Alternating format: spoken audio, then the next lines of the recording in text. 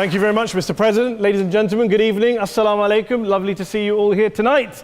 We are having a very entertaining night, are we not, with some very interesting things being said from the other side of the house tonight.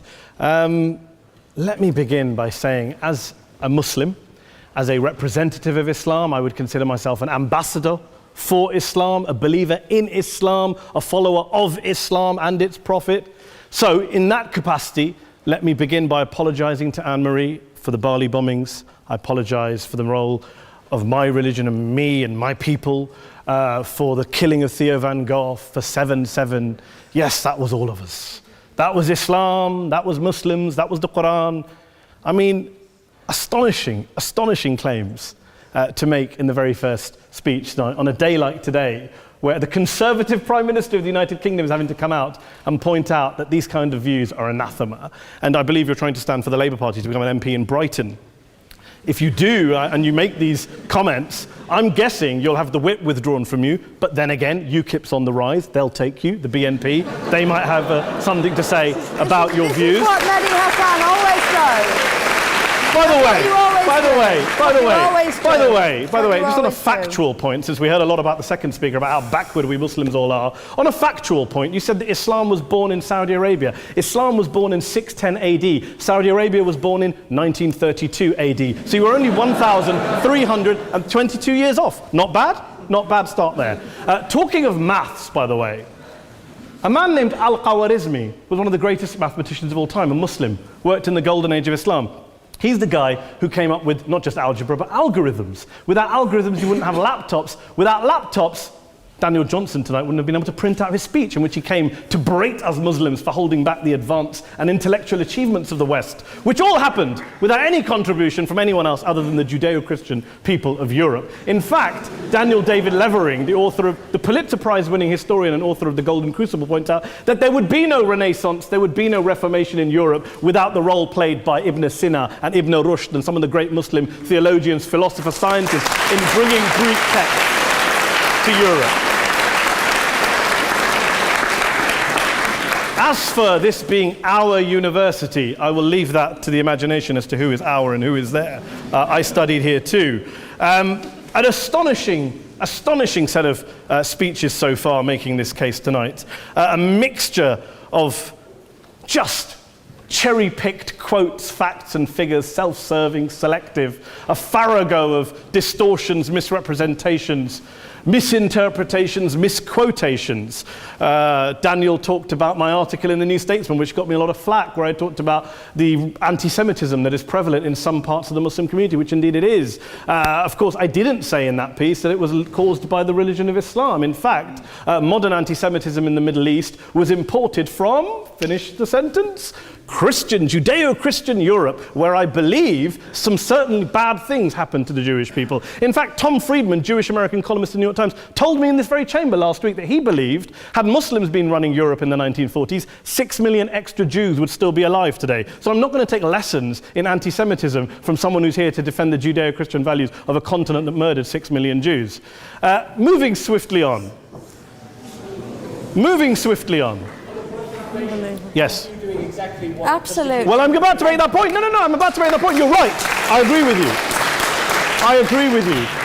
you 110%. That is my point. I don't think Europe is evil or bad. I'm a very proud European. I don't want to judge Europe on that basis, but if we're going to play this gutter game where we pull out the Bali bombing and we pull out examples of anti-Semitism in the Islamic community, then of course I'm going to come back and say, well, hold on. I mean, look, let's be very clear. Daniel here was a last-minute replacement for Douglas Murray, who had to pull out. And Douglas and I have a well-documented differences, but to be fair to Douglas, as to be fair to Anne-Marie and to Peter, atheists.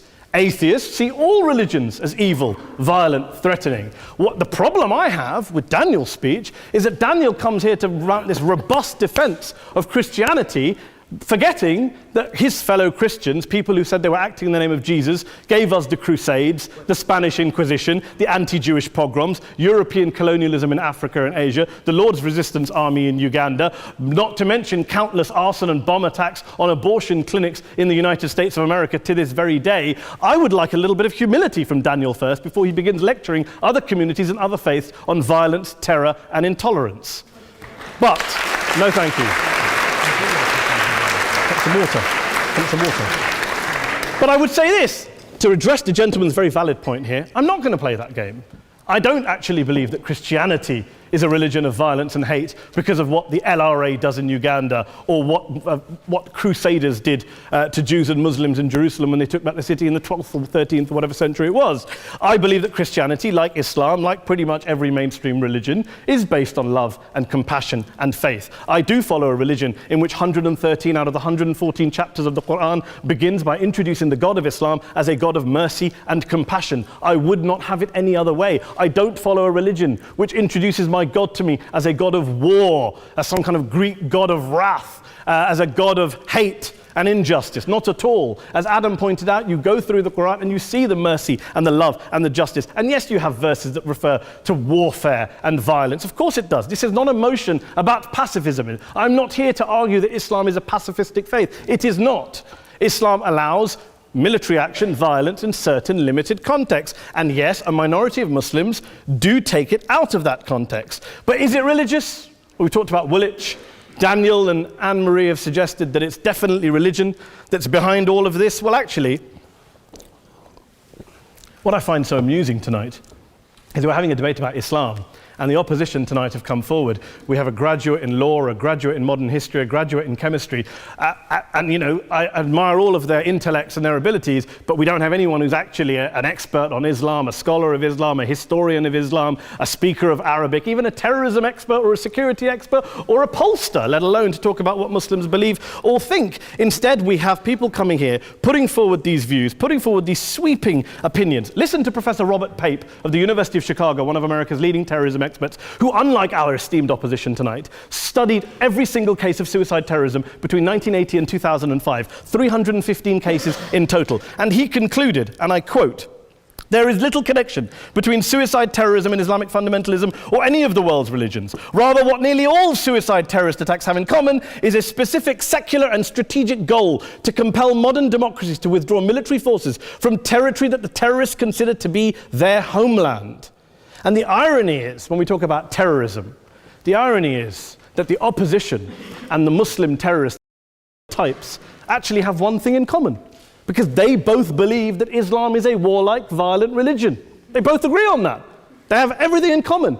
Osama bin Laden would be nodding along to everything he's heard tonight from the opposition side. He agrees with them. The problem is that mainstream Muslims don't. The majority of Muslims around the world don't. In fact, a gentleman here started quoting all sorts of polls. Gallup carried out the biggest poll of Muslims around the world, of 50,000 Muslims in 35 countries. 93% of Muslims rejected 9/11 and suicide attacks. And of the 7% who didn't, they all, when polled and focus grouped, cited political reasons for their support for violence, not religious reasons. And as for Islamic scholars and what they say, well, Daniel talks about our University of Oxford. We'll go down to Oxford Centre for Islamic Studies, get hold of a man named Sheikh Afifi al-Akiti, who is a massively well-credentialed and well-respected Islamic scholar who has studied across the world, who in the days after 7/7 published a fatwa denouncing terrorism in the name of Islam, calling for the protection of all non-combatants at all times, and describing suicide bombings as an innovation with no basis in Islamic law. Go and listen to Sheikh Tahir al-Qadri, one of Pakistan's most famous Islamic scholars, who published a 600-page fatwa condemning the killing of all innocents and all suicide bombings unconditionally without any ifs or buts.